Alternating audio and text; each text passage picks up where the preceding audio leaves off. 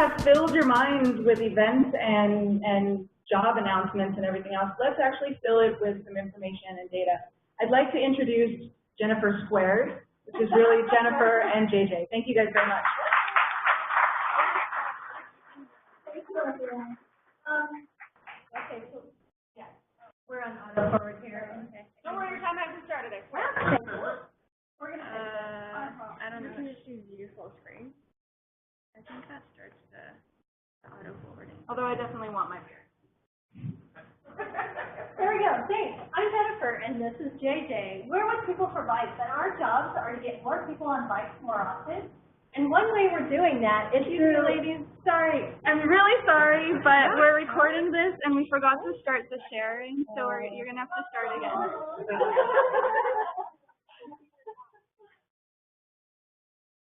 Is that working? Okay. I'm so sorry. Not at all. Yeah, Okay, so I'm going to try really hard to talk loudly because I'm not super loud, so if you can't hear me in the back, please call it. So we're going to talk today about a project that we have going to get more people on bikes more often called Understanding Where Bicycling Works. So the key goals of the project are to understand the characteristics of places where bicycling is working, develop a recipe for success, and apply that recipe in other places that are similar to it.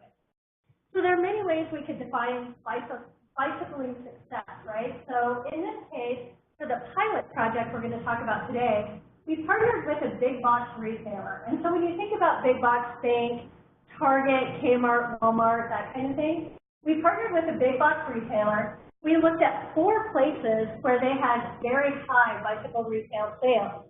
Those 4 places were St. Petersburg, Florida, Farmingdale, New York, Chicago, Illinois, Harrisburg, Pennsylvania. So those are the 4 places we looked at. We collected a whole bunch of data. We collected data on people, so American Community Survey demographics, People for Bikes members, National Bike Challenge participants. We had infrastructure information, so bike networks from OpenStreetMap, mountain bike trails from MTB projects. We had behavior and policy data, Tiger federally funded projects, bar fatalities, and we had industry data, so retail sales, number of bike shops, that sort of thing. And our approach for the pilot project was relatively simple. So we took the zip codes in which our big box stores were located, the ones with high retail sales, and compared them against performance in the state on a number of these variables. And what we found was a surprisingly consistent pattern of information. Okay, so because this project was largely a fishing expedition for us, we wanted to supplement our quantitative analysis with qualitative interviews. So we interviewed 8 different people that you see on the screen at each of the 4 cities, and this was a great resource for us because it, 1, helped us point to trends in the data, and 2, it helped us identify really key ingredients for success that you just couldn't see through the data alone. So for example, in each of these cities, we found a high level of city support for bicycling and bike infrastructure. So this is our first map of results. This is St. Petersburg, Florida, and I'm going to leave the box and run over here. So all the green is bike infrastructure from OpenStreetMap. The dark green is actually what's called a greenway trail, which is a trail or a piece of bike infrastructure that's totally off the road network. The orange dots are the locations of the big box retailers where bike sales are high. And the gray areas are all open spaces and parks. And so our initial analysis shows in all of these areas, and we'll look at the other maps, but here in St. Petersburg, we have the Pinellas Trail, which runs from the top all the way into the downtown area, and it connects kind of those open spaces and parks, and you'll see the big box retailers are right off that trail. And so you'll also see here, down at the bottom in the downtown areas, those blue dots, and that's actually bike racks. So initially, we weren't going to run analysis on bike racks, but we did an interview with city staff in St. Pete who told us the mayor is a huge proponent of bicycling and pushed through sort of policy to help businesses install free bike racks. So that triggered us to look at bike racks in each of the 4 cities, and it's going to be a great thing for us to look for the rest of the nation. So these are the maps of the other 3 places we looked at, and we see really similar patterns. So we have those key greenway trails. The big box retailers with high bike sales are right off those trails.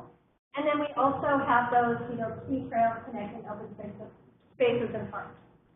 So again, here in each of these cities, we did find that high-level city support. And one example here is in Chicago, where again, the mayor was a huge proponent for bicycling and helped to get Divvy, their bike share, through. And so Divvy, we knew Divvy existed, we knew it was there, even though it's not on our map. But what the interviews told us is that this bike share helped to change the mainstream attitudes about biking. So when people are on bike share, there's more people on bikes, people became more acceptable people on bikes. So that's, we don't have the bike share data set in our database right now, but that's going to be a great place for us to look and figure out in the rest of the nation if bike share helps to really push through the bike agenda. So clearly we're really far from demonstrating anything even remotely causal, right? I mean, we have 4 places, we've looked at some characteristics that they share, but we do have some clear direction, kind of future direction. We have a list of like 25 other places that we want to look at, and most importantly, there's a number of different data sources that we want to incorporate. So for example, we actually have Strava Metro data for all 4 of these places, but haven't really had a chance to bring it in and take a look at it yet, just because, we have limited resources. So we're really interested in what you guys have to say or what you think about this, so let's open it up. Awesome, thank you.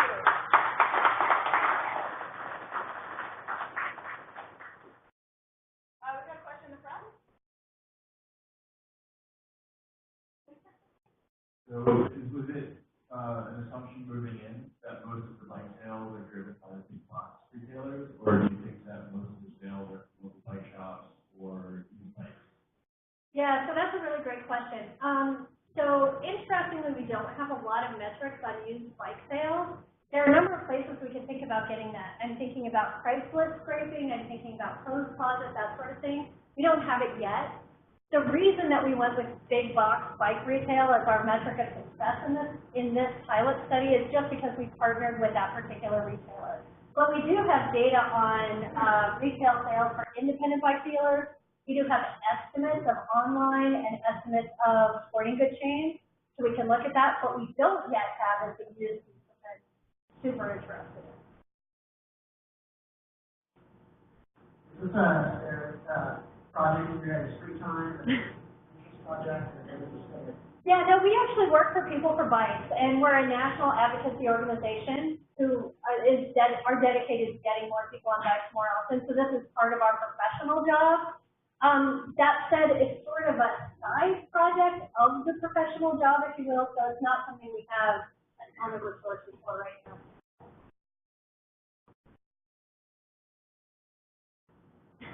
So you said you're limited resources. Is that infrastructure or is that people? It's primarily people. People and talent. How about that? My question for you is, do you have an estimate of how many hours or how much money you save by starting out with qualitative interviews before building out your product? And yes, that was a shameless plug for you guys. Wow. So, we weren't honestly thinking about it in terms of money saved. I mean, what we were thinking about is, as our mission of getting more people on bikes, how can we best understand what that recipe for success looks like? And there's a lot of stuff that's really hard to quantify. And so when we talk about stuff like political leadership, the kinds of examples that JJ gave, or we think about things like, community involvement and that sort of thing, those things are harder to measure. And so really the emphasis for getting the qualitative was making sure we got the whole picture. And I think that's a combination, and being a data geek, I always, cringe a little bit when I say, data can't provide the whole picture. But in this case, I think we really needed to have that quality. Last question. No pressure. Make it a good one. So thinking about Boulder, I know that the Folsom Bright Side project has gone better. I don't want to bring up bad memories, but I am. So I'm wondering what the status is of not only the Boulder project, but the city's attitude to more bikes in Boulder. Oh wow, that's That's a politically charged question. So I'm not sure we're totally qualified to answer that question. My gut would be to say, I think there are places in the U.S. that are doing better on the bicycling front and places that aren't doing so well. Boulder is without a doubt one of those places that is higher on the list in any metric that you can pretty much generate around what works for bicycling. But I think we're challenged in other ways because, now there's this perception that we're doing favors for bicyclists and that sort of thing. So I think similar to the challenges we see in Portland, they're sort of unique with Boulder, and I don't know that anyone has kind of a silver bullet. Wow, yeah. So we are a national organization. We just happen to be based in Boulder. It's so great here. So you're local. We partner with a lot of local, state organizations, and Boulder and the state of Colorado actually has some really great groups. So I'd say definitely a question to ask the people who are, boots on the ground figuring it out here, but great response too. Yeah, and I'll just make one more plug, and that's, for Colorado in general, we're one of the few states that has specifically gone out and said we want to be a great state for bicycling, and appointed actually a bike czar to be in charge of that for the entire state. So I think the future for bicycling in Colorado in general is, and in the U.S. is really bright. If anyone wants swag, you can contact you. Absolutely. And don't forget to take that stuff back there, because I'm embarrassed if I have to take it back. It's like nobody was interested. So save me the embarrassment. No, you did an awesome job. Thank you.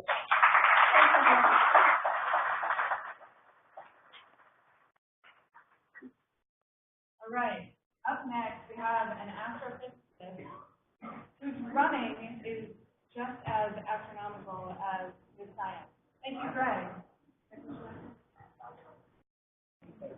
All right. How's this doing? Okay.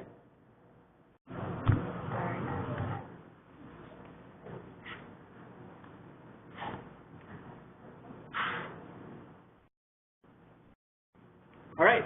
Well, thank you. My name is Greg, and I'm going to talk to you about data sonification, some running data tonight.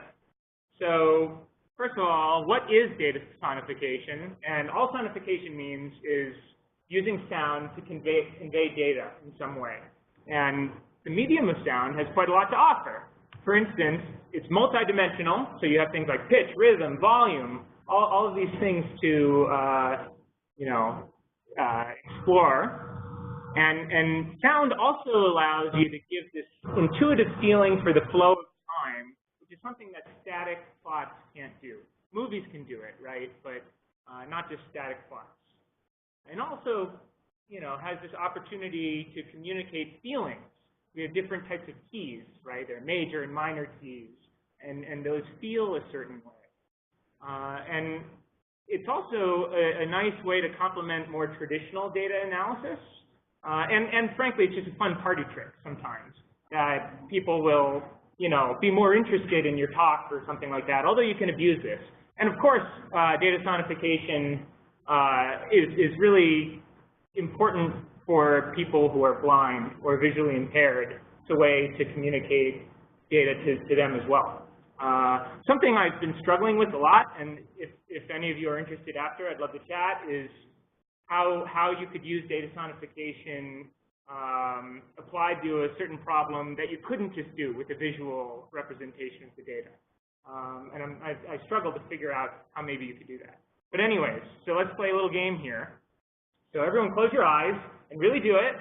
And we're going to try to guess what this sonification is. And your hint is that it's something science-y. So if you can guess it, shout it out.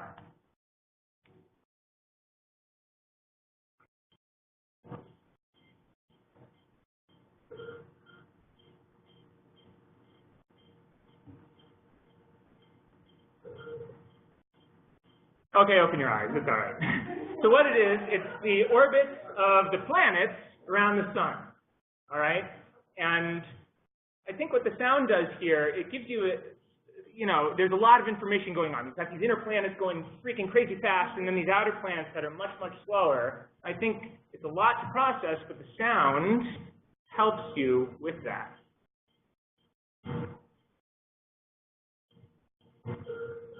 Uranus.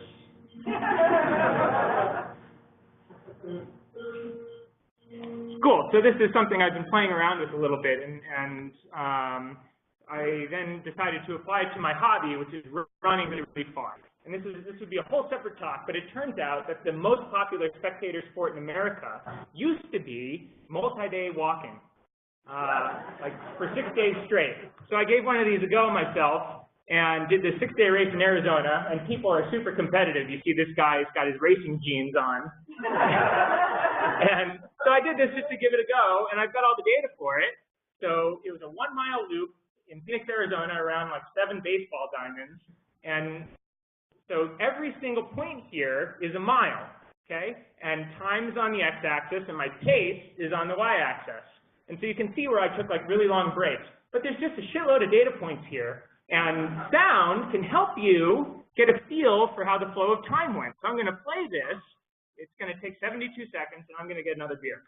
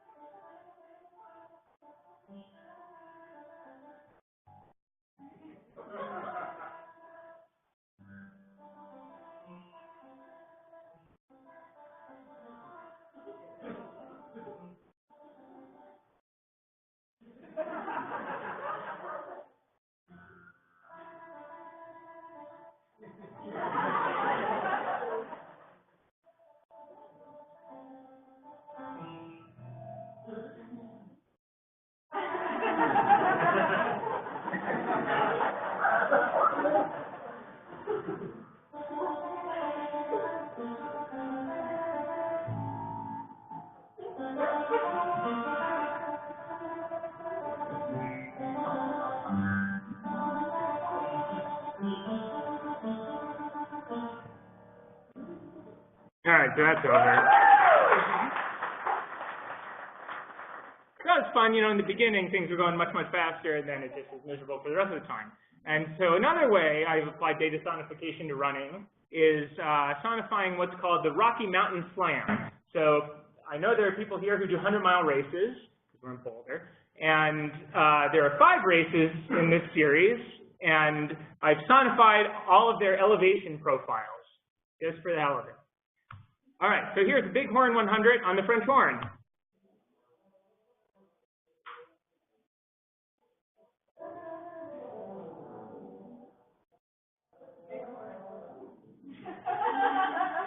Thanks, Jordan.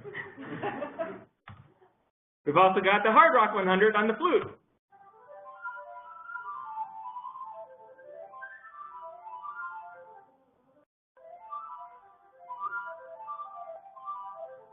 Sounds a lot more pleasant than it really was. Now the Leadville 100.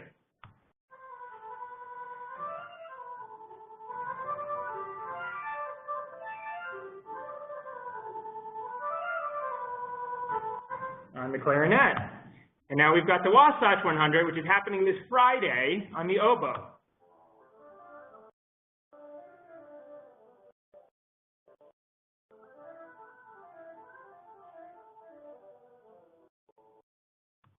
And finally, the bear.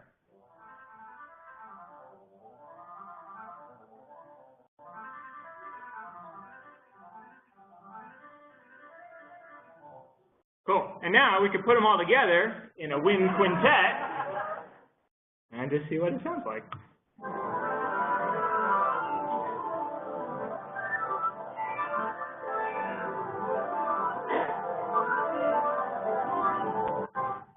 So it sounds like a whole bunch of like middle schoolers who have never played their instruments before. So I don't think this necessarily like conveys very much, but it's just something I've been playing around with still, and I'd really like to chat with people just to hear your ideas, because I'd like to pursue this a little further, but it's difficult to identify a problem where sonification really brings something new to the table. And because I guess we're supposed to talk about code for a little bit, I've done all of this with something called MIDI time in Python, which is available at that link there, and it's not so bad to use. It's you know, you're all smart people, you'll figure it out. But it's worth looking into, and it's sort of just been a fun project to sonify some data. So great, thanks guys. Thank you.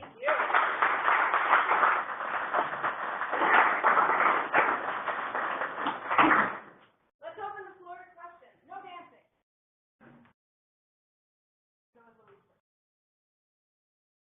Could it be a reverse, like from music to data?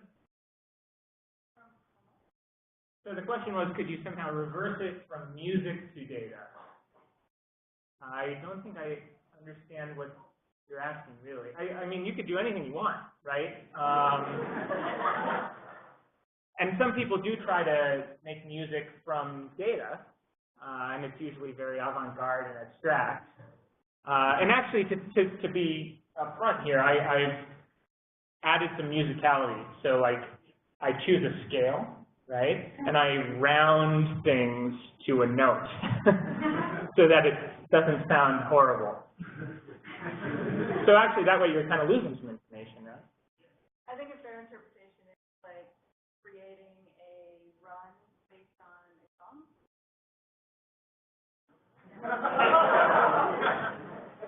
Yeah, maybe you could do that. Like, you know, there are treadmills that you can program crap into. So you could like choose your song and program it into a treadmill.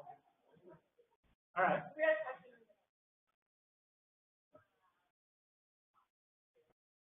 It's for the recording.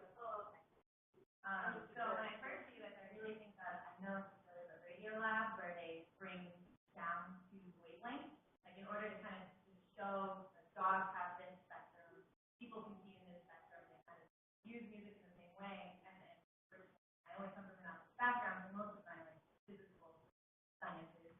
So I actually do like any kind of wavelength application, like thinking about it's hard to capture.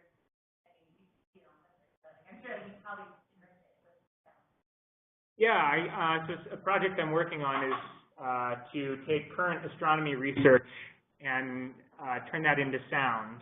The tentative website will be astroriffs.com. Don't steal it. But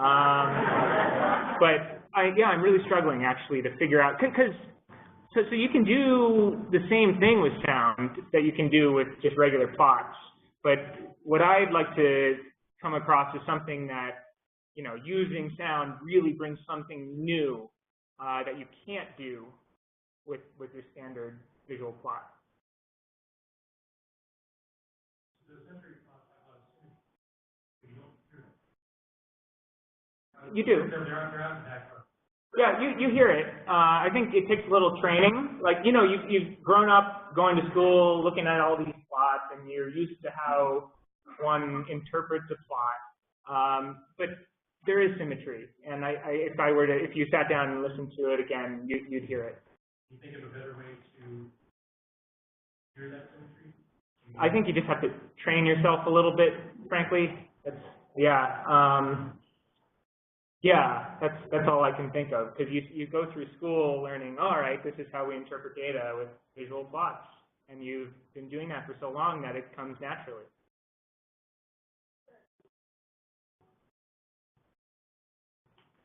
Maybe not so much a question, but I'm thinking that there are so many companies that have lots of data streams with a lot of telemetry on them, and imagining that this kind of data should happen sort of in a natural cadence, and anything outside of that cadence, when set to music, would actually sound off-key, right? So it's an intuitive way to approach anomaly detection or telemetry on a data stream. Yeah, exactly. So I think that everything I've showed you is just like mapping something to pitch, right? But really, when you're listening to something, what you notice are like key changes. So if you could somehow take your data and map it to something like key changes, then suddenly it's noticeable, and I think that's a good suggestion. Awesome. Thank you so much, Greg. Great. Thanks, guys.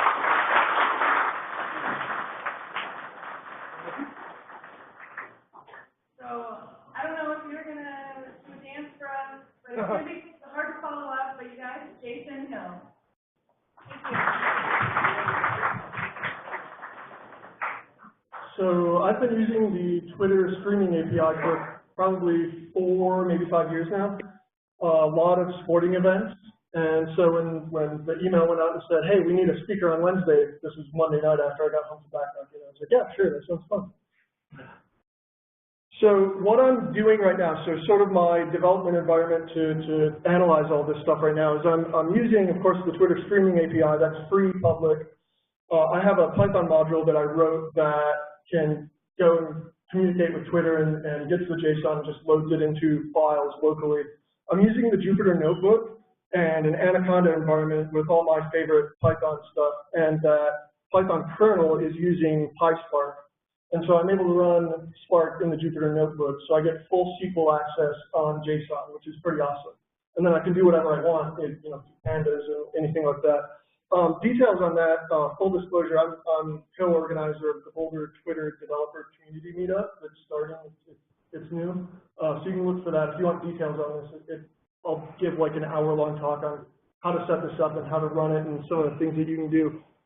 But as an example, this is just today.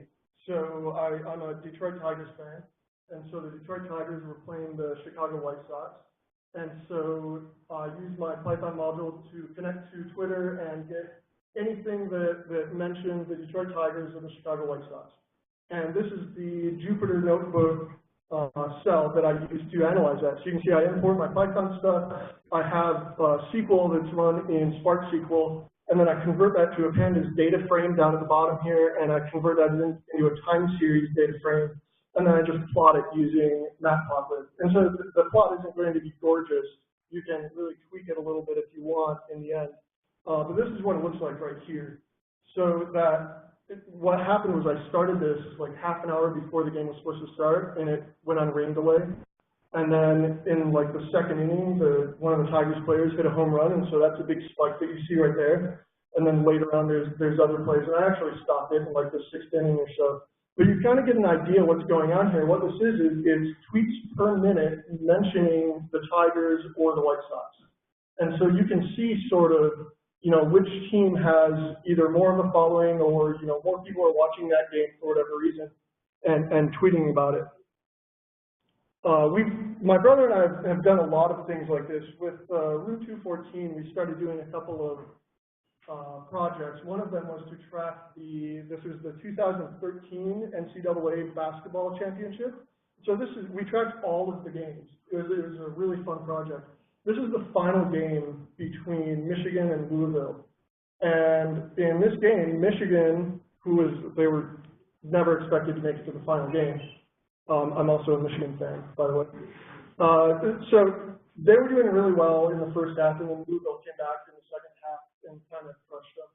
And so you can kind of see what's going on here. And those gray marks, those are commercial breaks or halftime. And one of the interesting things that we saw pop up here, and actually we see this over and over again when we do sports events, is a lot of fans, you'll see two spikes. So when a big play happens, you'll see a big spike right then, and then you'll see a big spike at the next commercial break. So about half of fans will tweet right away, and about half of fans wait until the next commercial break, and then they'll tweet, which is actually kind of interesting. And yeah, so a lot of the events that we've recorded, we see this trend sort of over and over again, at least in American sports. A lot of other places don't have the big commercial breaks like we do. But, you know, we were just looking at tweets per minute. What was that? Yeah, I know, right? So I am a Denver Broncos fan. Yeah, during the 2014 Super Bowl, we were just looking at tweets per minute. And I mean, it was an awful game, right? And so, yeah, there were a lot of tweets. I mean, it got up to about 100,000 per minute, and it would sustain at different points. But yeah, it was just an awful game. And so we wanted to do a little bit different of an analysis of this, you know, in the end. And so at the top, you can see that the tweets per minute by team. The Broncos actually had substantially more tweets overall compared to the Seahawks. The second cell down here, you see the profane tweets per minute. And then, you know, percentage of profane tweets. And our assumption was that, you know, especially right after halftime, that the Broncos fans they're going to be tweeting really profane tweets. But in the end, that's not actually, looking at the differential between the two teams, it really wasn't there. And so both teams' fans really tweeted profane tweets at about the same rate. And interestingly, the highest percentage of profane tweets came right at the very end by Seahawks fans. One of the more interesting ones we did was the 2014 World Cup. It's really amazing how much data Twitter gave out. Normally they were capping at about 3,000 to 5,000 tweets per minute, and then they'd rate limit you and tell you how many you'd missed. During the World Cup, they gave you basically everything. It was insane. So we got about 400 gigs of data. There were about 100 million hashtag tweets. There were more tweets during the World Cup than this. We just had specifically hashtag tweets by country. Each country had a unique hashtag. And one of the things I wanted to do, and this was before I actually used the Jupyter Notebook with Spark to do this. I was doing this all in Python. It takes forever to go through 400 gigs on a single core. I wanted to see how many different ways goal was spelled. And so if you just look, I just did this regular expression match for different spellings of goal. Goal, so that, the generic spelling was, 2.3 million tweets. If you capitalize it, you get 522,000. And then you can start looking, I have no idea what that is. That might be another language, I'm not sure. And we go down through here, and so that's a capitalized version of that one that I don't know. And eventually it just sort of goes off the rails, right? And so when I did this, there were about 4 million tweets that contained some variant of the word goal. There were 22,430 distinct spellings. And the really interesting part about this is that of all of the instances of goal that showed up, 55.9% of them only showed up once. So these are, you're limited to 140 characters, and you can spell goal however you want. And by and large, like 55.9% of those crazy spellings were completely unique. Most of the ones that showed up like 5,000 times, there were retweets and things like that, right? But if you just typed it into your phone, you were, or computer, you're pretty likely to have a unique spelling.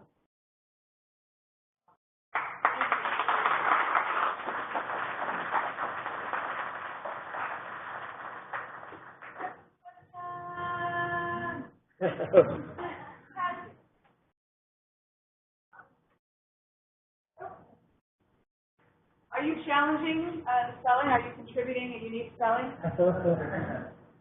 I'm not. I'm wondering if you've thought about or thinking about correlating Trout motion. Yeah, that's actually a good question. So seeing if there's a correlation between the crowd noise and tweets. One of the things so I haven't thought of that. One of the things that we have started doing, because people are more and more on their phones when they're tweeting, and Twitter tries to get you to geotag by default. And so one of the interesting things is seeing if if when a play happens, people in the stadium versus people at home, because you can actually see that. So you can if you get the geotagged information, exact GPS coordinates of where somebody sent the tweet. So you can see oh, somebody over in that section of the stadium just tweeted, which is actually kind of interesting. So in terms of crowd noise, no, I haven't actually thought of that.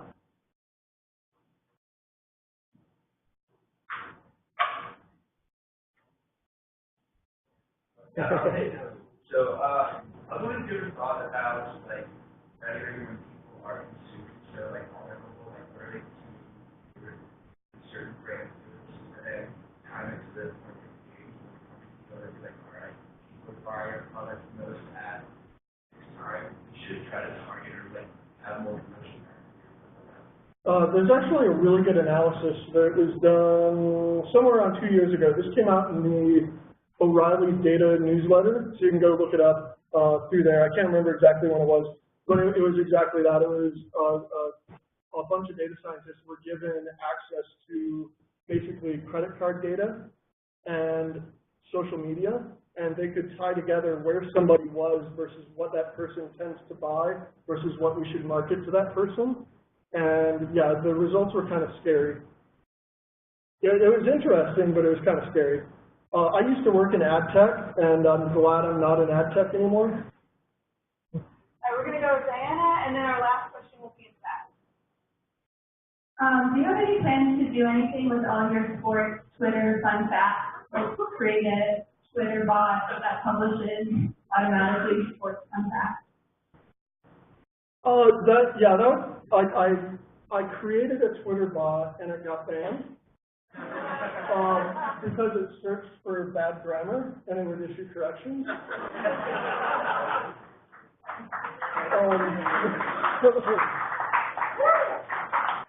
Yeah, it was the grammar Nazi bot. Yeah, I haven't been doing a lot of sports stuff recently. I've been doing more political stuff.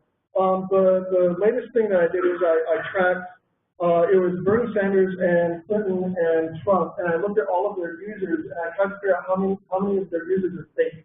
A significant proportion of Twitter users that follow very popular people tend to be fake. They're created to follow smaller companies to make it look like smaller companies have a following, and they just get followed just because those people are popular to follow. That's kind of, I haven't done the sports thing a whole lot lately.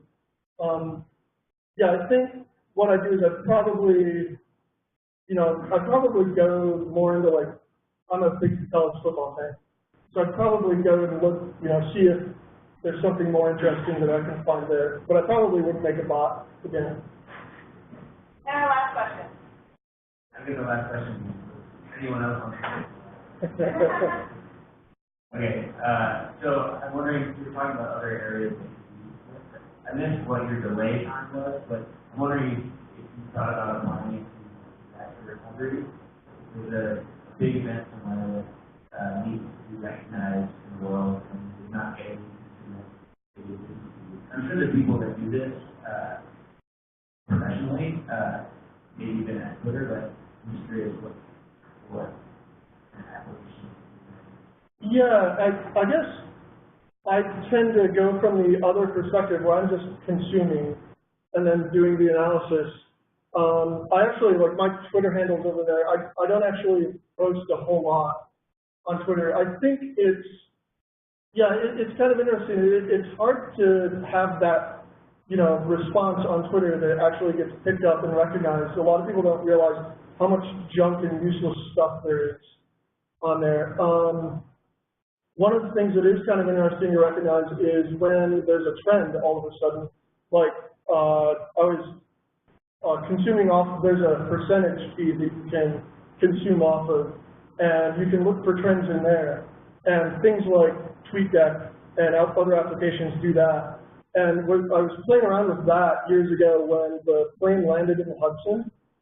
And like we knew about that before it was, we're like, what's going on? Like, there's a plane that like landed in the Hudson, and then like 20 minutes later, it's like on CNN. So we're like, this is kind of cool, Yeah, I think so. I haven't looked at what you're talking about in particular, and I honestly don't know a good way to approach that. Thank you. Thank you.